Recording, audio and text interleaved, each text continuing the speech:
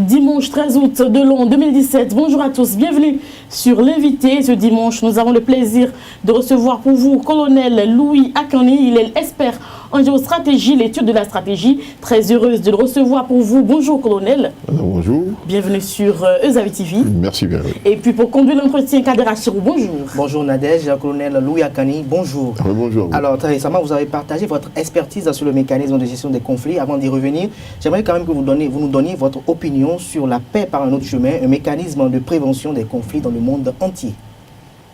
Merci bien, messieurs, mesdames et messieurs. Et effectivement, ce mécanisme devait pouvoir nous accompagner. Oui. Dans un premier temps, je vais vous parler de l'unité des peuples. C'est-à-dire que la nature nous a tout donné pour faire face aux réalités du social. Il se fait que nous sommes confrontés à des conflits, à des guerres à n'en plus finir. C'est vraiment dommage. Or, nous sommes nés, nous avions un destin commun. Nous devions l'accompagner, nous devons l'assumer. Mais si on n'y prend pas des dispositions sur des préventions, je crois que nous allons passer à côté et notre développement risque d'être un peu freiné. Alors, lorsque vous remontez aux années des indépendances, c'est que nous avons du retard. C'est à l'avènement de la démocratie que les choses ont amorcé réellement notre développement. Ça, il faut le dire comme ça. Donc, il y a certaines dispositions qu'il faut prendre pour nous éviter des situations de crise et permettre le développement réel de notre nation. Voilà. Alors, par rapport à ce que j'ai initié, c'est par rapport à certaines expériences vécues sur le terrain à travers mes missions que je viens partager avec les populations. Et certaines choses que nous ne devions pas nous permettre d'avoir autour de nous, à savoir des comportements qui ne sont pas indiqués. C'est-à-dire, car j'ai souvent l'habitude de dire qu'il y a des expériences qu'il ne faut jamais faire, à savoir les expériences de guerre. Donc c'est par rapport à tout ça que je suis intervenu, pour que les uns et les autres comprennent qu'on a du chemin, mais on peut toujours se passer des chemins de conflit et de guerre. Alors la paix par un autre chemin, quelle est votre opinion sur ce concept-là? Oui, vous saviez que depuis toujours, nous avons mis l'armée devant, les militaires devant, pour intervenir dans les régimes, dans les situations des pays en guerre, les conflits. L'armée joue sa partition, ce qui est même bien fait. L'armée a toujours joué sa bonne partition de façon réelle et légale et de façon sincère. Mais à l'origine des guerres, c'est quoi? On ne peut pas nous situer souvent l'origine des guerres. Mais je vais vous demander, quelle est la part de la femme ou bien d'un enfant dans une guerre? La responsabilité, il n'y en aura pas. Vous n'allez pas en trouver. Cependant, c'est la femme, la maman et son enfant qui subissent lorsque les guerres commencent. Les affres de la guerre. Les affres de la guerre, merci bien. Vous comprenez un peu? C'est ça qu'il faut nous éviter. Vous savez. Et tout ce qui se passe dans le monde, c'est souvent ça. Or, comme je le disais tout à l'heure, la nature nous a tout donné pour nous éviter ce genre de situation. Le brassage, le dialogue interreligieux, la mise ensemble, le vivre ensemble. Et tout ça, nous avons tous les moyens pour y parvenir. C'est-à-dire, c'est le dialogue. Mais lorsque nous mettons ça de côté et on s'accroche à des armes pour faire face, là, ce n'est pas bon. C'est tellement dangereux que ça ne profite à personne. Donc, c'est par rapport à ça que je suis intervenu. Il y a un autre mécanisme qui peut nous permettre de sortir des guerres, des crises et des conflits. C'est ce que moi je tenais à vous dire et qu'il est nécessaire qu'on les partage à tous les niveaux. Nous sommes un petit peuple. Le peuple n'a pas besoin de ça. Le peuple a juste besoin de son développement pour y arriver. C'est de ça qu'il s'agit. Alors, donc, si on peut quand même interpréter ça de façon positive à d'autres générations, ce serait très bien. Parce que nous, on est finissant. Hein, on n'est pas fini encore, mais on est finissant. Oui, c'est important. Donc, c'est ce que nous aurions à léguer à d'autres générations pour leur permettre quand même de conduire à bien notre pays. Voilà, c'est... Alors, selon vous, quel est ce mécanisme en fait pour la gestion des conflits? Votre expertise par rapport à ce mécanisme, il y a le dialogue interreligieux. Oui, d'abord, il faut remonter au professeur Frère Melchior, qui a initié, que nous appuyons ici. Et c'est lui qui l'a initié, c'est très bien. Et puis c'est remonté à l'échelon international. Oui, parce qu'il est question d'accompagner d'abord les efforts de la communauté internationale, qui nous évitent des crises, des conflits, des guerres. On n'en a pas besoin. Parce que lorsque vous vous lancez dans une aventure de guerre, c'est clair que vous freinez le développement. C'est terminé, il n'y a plus rien. Je vous donne un exemple. À travers tous les pays fréquentés ou que j'ai eu à faire. J'étais au Libéria. La guerre au Libéria a duré au moins une vingtaine d'années. Vous voyez un peu, donc 17 ans précisément. Alors, la génération là-bas, les populations n'ont pas pu continuer des études, faire les études normalement. Parce que les conditions ne sont pas du tout créées pour qu'elles fassent des études normales. Ce qui me fait mal, c'est que j'ai vu des jeunes gens qui avaient de la volonté d'aller à l'école pour aider le pays, développer la nation, mais ils n'ont pas pu. Alors, j'ai vu également des personnes d'un certain âge qui demandaient à nous autres délégations qui sommes arrivés au Libéria pour dire quelqu'un de 30 ou 37 ans qui nous demande que lui veut aller à l'école à cet âge.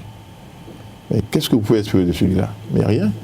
Le perdant, c'est même pas lui. Bien sûr, on reconnaît que c'est lui qui est la personne en cause là, mais c'est la nation qui perd.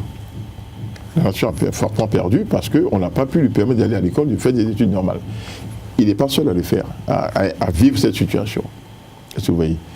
Alors, pendant au moins une vingtaine d'années, ce pays est bloqué. Il n'y a pas eu d'évolution sur tous les plans, social, c'est-à-dire développement. C'est-à-dire que l'appareil est bloqué, il n'y a rien d'autre. Et puis la sécurité, tout ça, c'est mis de côté.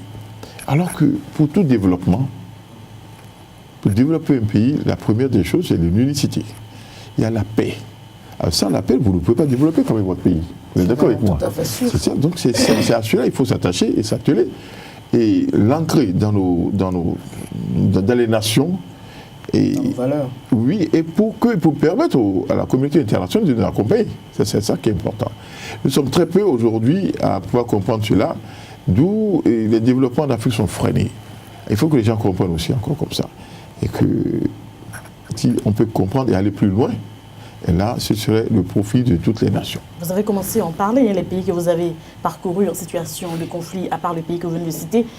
Quel a été votre état d'âme tout au long de vos séjours respectifs?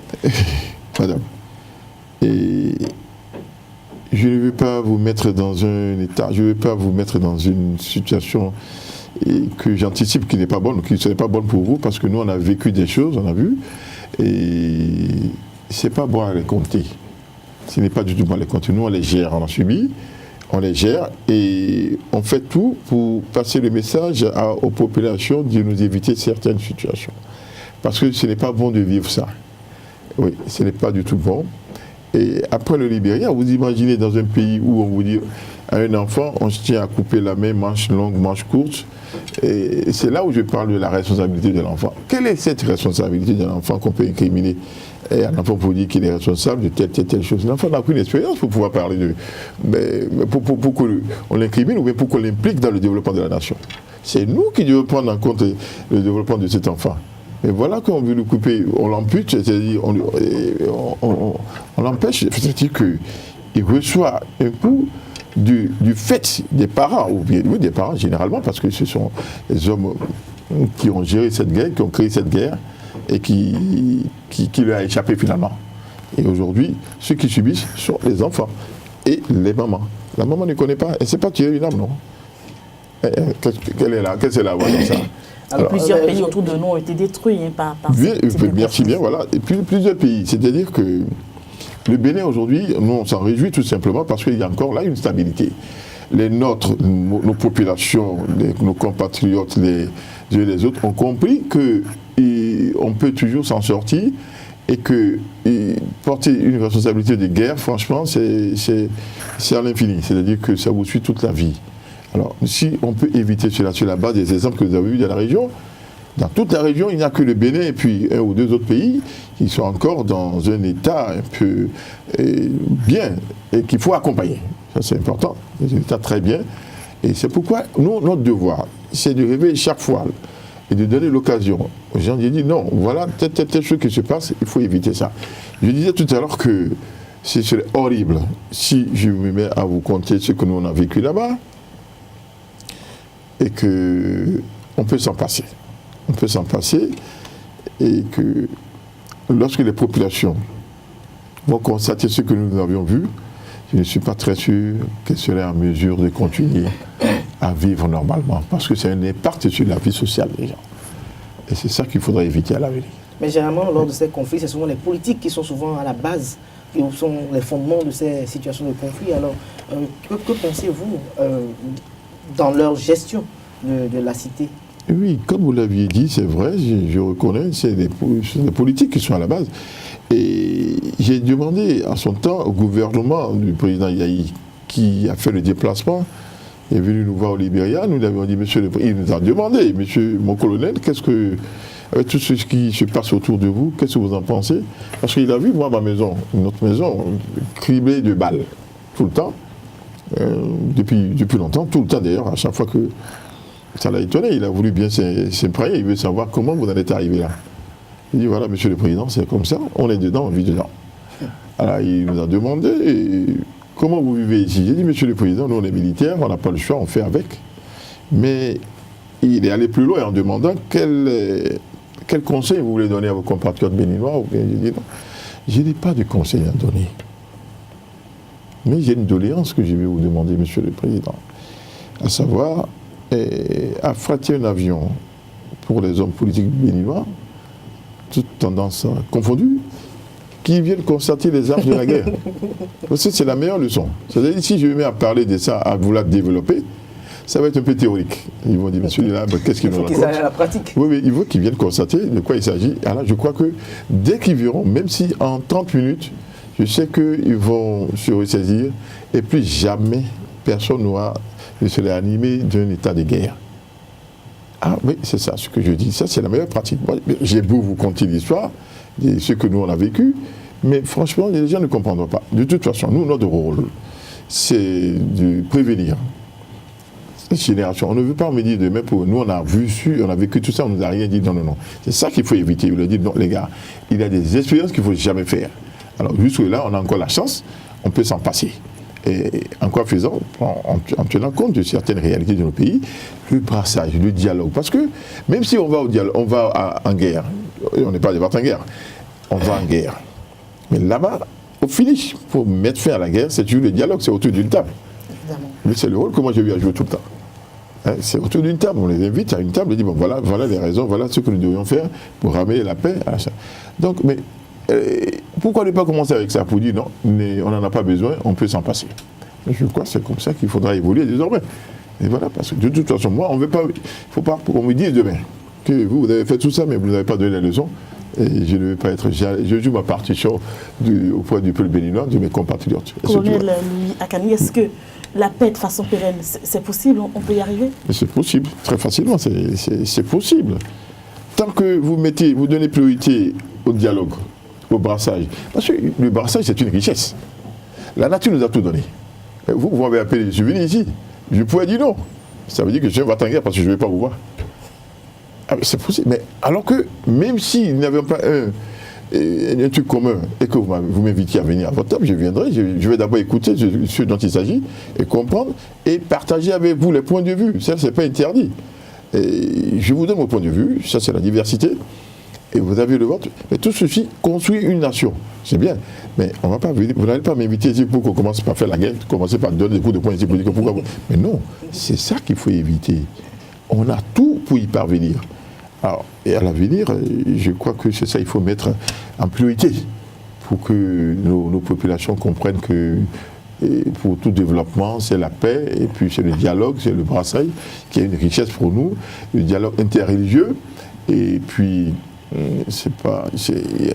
Il y a tout ça pour développer une nation. Et c'est à ce prix, je l'ai dit encore, que je mets en jeu la présence de la communauté internationale. C'est-à-dire, quand je dis en jeu, c'est-à-dire que il faut louer les efforts de la communauté internationale qui nous accompagne, qui accompagne les nations, toutes les nations. Et maintenant, nous avons un rôle, c'est de faire en sorte que la communauté nous fasse confiance pour nous prendre en compte et nous accompagner aussi. C'est ça. Mais si on doit poser des actes de façon délibérée, c'est clair qu'on ne prendra pas au sérieux, même la communauté internationale qui est en train de nous accompagner a autre chose à faire. Ça, c'est clair, parce qu'il y a des pays qui veulent comprendre, qui veulent être assistés.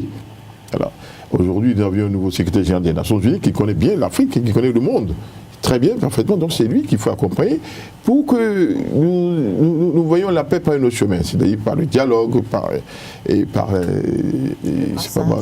brassage. Et non pas les armes. Mais voilà, et non pas les armes, c'est ça. Alors comment comptez-vous propager cette bonne nouvelle alors?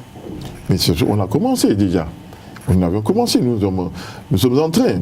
Nous avions amorcé et la communauté internationale a compris, et certains peuples également ont compris. Et nous sommes en train, il faut maintenant renforcer. Et c'est pourquoi je disais tout à l'heure que